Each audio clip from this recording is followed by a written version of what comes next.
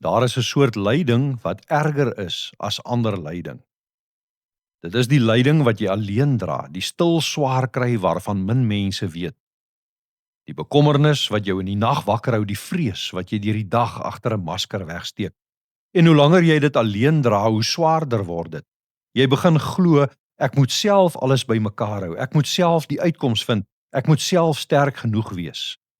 Maar wat as God nooit bedoel het dat jy jou lyding alleen moet dra nie?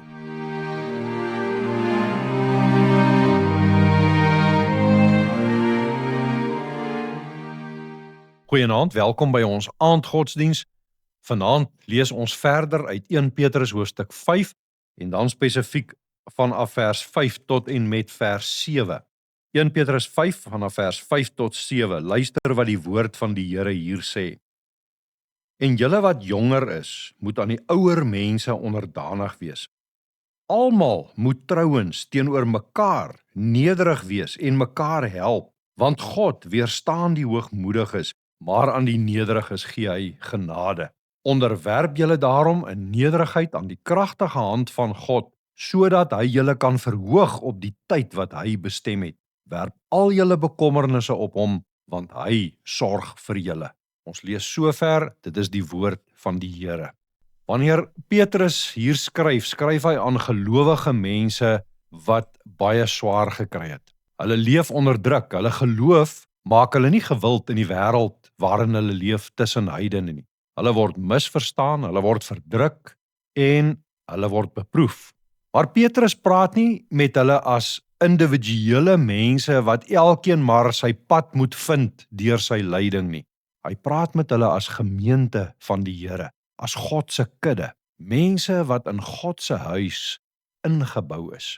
Julle sal onthou dat ons 'n paar aande gelede dit in 1 Petrus raak gelees het, dat hy sê, gelowige mense is nie los stene wat maar elkeen op sy eie rond lê nie. Hulle word deur God ingebou in sy geestelike huis. Hulle behoort aan hom, maar hulle behoort ook aan mekaar. En daarom het Petrus in hierdie gedeelte wat net voor ons teks is en wat ons gisteraand gelees het, by die ouderlinge begin en het hy vir hulle gesê, leiers van die gemeente, ouderlinge, kyk mooi na die kudde van God, pas hulle op, moenie oor hulle heers en julle posisie van mag misbruik nie, wees herders, wees voorbeelde, sorg vir die mense, die kudde wat die Here aan julle toevertrou het. En dan in hierdie gedeelte wat ons vanaand lees, kom hy by die gemeente self. Hy begin by die jonger mense en hy sê vir hulle, julle moet julle onderwerp aan die ouer mense. Nou dit beteken nie hulle moet blindelings enige mens wat ouer is as hulle volg nie. Dit beteken net hulle moet leerbaar wees. Hulle moet 'n gees van leerbaarheid en 'n gesindheid van leerbaarheid hê. Hulle moet bereid wees om geestelike wysheid en leiding te ontvang van mense wat al langer die pad saam met God gestap het. Ons weet mos, jonger mense kan maklik ongeduldig raak, veral wanneer dinge swaar gaan. Dan raak hulle so dat hulle sê, ek wil nie wag nie, ek wil nie luister nie, ek sal self besluit. Ons was almal daar. Ons weet hoe maklik 'n mens dink, jy weet beter. Maar geestelike volwassenheid beteken nie dat ek alles op my eie doen nie, dat ek niemand nodig het nie.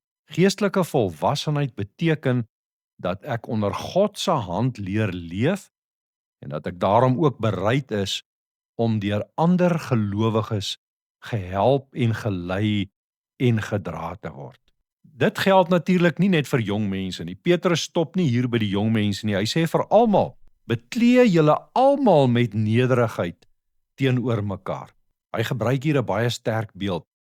Hy sê, nederigheid moet soos 'n kleed wees wat die gemeente aantrek. Dit moet hulle bedek.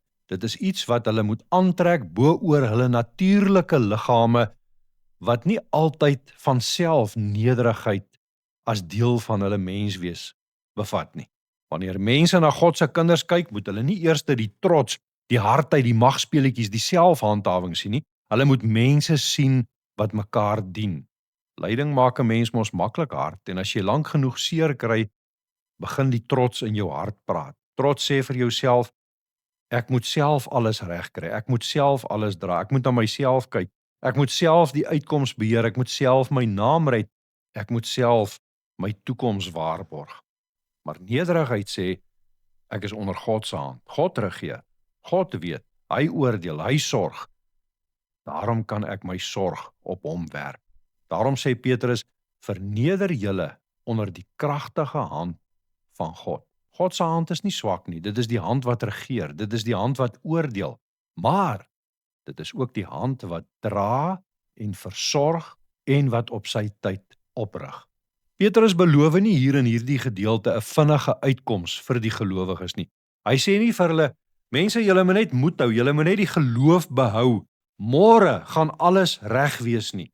In hierdie hele brief wys hy vir gelowiges dat hulle deur 'n vuurproef gaan. 'n Lang vuurproef wat waarskynlik eers opgehef sal word wanneer Christus kom en sy mense gaan oprig. Maar sê hy, dit gaan gebeur. God het nie sy kinders vergeet nie. Intussen los hy ons nie alleen nie. Hy gee ons sy gemeente. Hy gee herders wat moet sorg. Hy gee medegelowiges wat saam lei en saam dra. En bo alles gee hy Christus wat deur sy lyding vir ons die pad na die heerlikheid oopmaak. Daarom moet jy vanaand hoor dat jy nie jou lyding alleen hoef te dra nie. Ja, ek weet gemeentes is gebroke. Ek weet mense stel 'n mens verskriklik teleur. Ek weet leiers kan val, maar die gemeente, soos Christus dit bedoel, is steeds die plek waar God se mense saam leer buig onder sy hand, saam hulle sorg op hom werp, saam bly vas staan in die geloof. As jou lyding ondraaglik raak, moenie net dieper in jou alleenheid insak nie. Soek die gemeenskap van gelowiges op. Nie omdat mense jou uiteindelike redder is nie, Christus alleen is, maar omdat Christus sy kinders nie as los stene laat rond lê nie. Hy bou hulle in sy huis in. Daarom buig onder God se hand, werp jou sorge op hom, bly vas staan, staan saam met God se mense onder sy hand. Die God wat regeer, is die God wat met dieselfde hand ook vir jou sorg. Amen. Kom ons bid nou saam. Here, ek bely dat ek dikwels my swaar kry alleen probeer dra.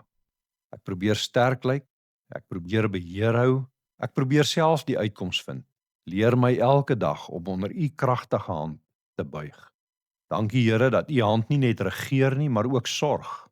En dankie dat u ons nie alleen laat lei nie, maar dat ons in u huis ingebou is, deel is van u huisgesin, dat ons as medegelowiges mekaar in die geloof ook kan dra. Gee vir ons nederige harte, Here, gee vir my 'n nederige hart, gee vir ons gemeentes waar mense nie heers nie, maar dien, waar ons mekaar nie net los nie, maar waar ons mekaar help dra. Here, ek werp my sorge op u, want u sorg vir my. Amen.